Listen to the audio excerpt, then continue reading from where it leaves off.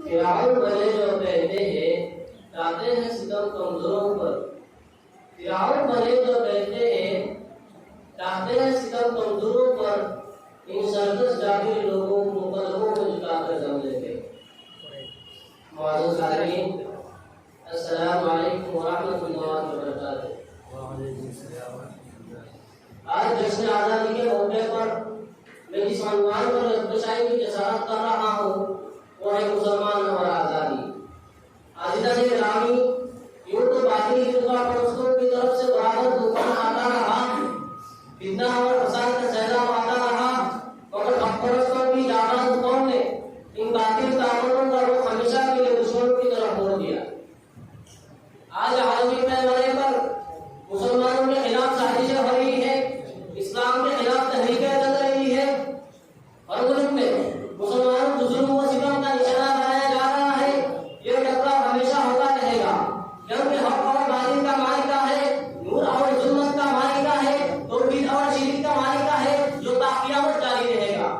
तहम आज कौमी आज़ादी के दिन जबकि हिंदुस्तान के गूशे-गूशे और खित्ते-खित्ते में मुख्तलिफ तंजीमों, इदारों और स्कूलों, कॉलेजों और मदरसों में गरमावली धूमधाम से आज़ादी का 76वां साला जश्न मनाया जा रहा है। आज़ाद हिंदुस्तान की दास्तान और गुलाम हिंदुस्तान की दास्तान और कहानियां सुनाई जा रही है और शहादत आज़ादी को जो खिराज अहमद पेश किया जा रहा है। दोस्तों, ऐसे वक्त हमें एक तरफ असलाफ की कुर्बानी याद आती है तो मग़फ़िरत की लिहाज दूर बहुत उठ जाती है, और दूसरी तरफ हिंदुस्तान के मुसलमानों के ऊपर जुल्म व सितम के जो मुदाद जवाब चल रही है, जो उसका तस्वीर सामने आता है तो खून की आंसू निकल पड़ता है और दिल से कैसी आह निकलती है कि अगर हमारे असलाफ और अकाबिर को उसका तसव्वुर भी होता तो खुदा की कसम इस मुल्क को इंग्लिशों के गुलामी से छुड़ाने और हिंदुस्तान को आजाद करने के लिए इतनी बड़ी बड़ी कुर्बानियां ना देती।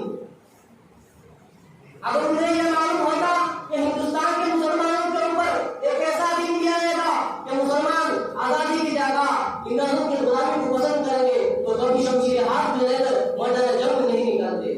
दोस्तों, जिन मुसलमानों ने तहरीक आजादी में अपनी रहम से मादर वतन का प्यास बुझाई, फांसी के फंदों पर आजादी का नारा बुलंद किया और हिंदुस्तान में इत्तेहाद और इत्तेफाक का चमन लगाया और हिंदू मुस्लिम एकता का चराग रोशन किया, आज उन्हें गद्दार कहा जा रहा है, देश का दुश्मन बताया जा रहा है।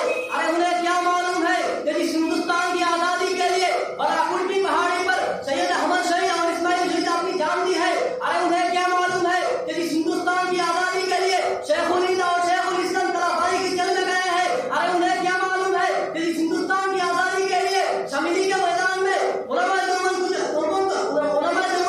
ने इशारा बने हैं। अरे उन्हें क्या मालूम है कि इस हिंदुस्तान की आजादी के लिए 51,000 उलमा को जला दिया गया है। अरे उन्हें क्या मालूम है कि इस हिंदुस्तान की आजादी के लिए दिल्ली के जमीनी चौक से खैबर तक के दरख्तों पर उलमा किराम की गर्दनों को लटकाया गया है। लेकिन आज उसके बावजूद हिंदुस्तान के अंदर मुसलमानों पर जुल्म और सितम के पास जुड़े जा रहे हैं, उनके हुकूक से महरूम किया जा रहा है।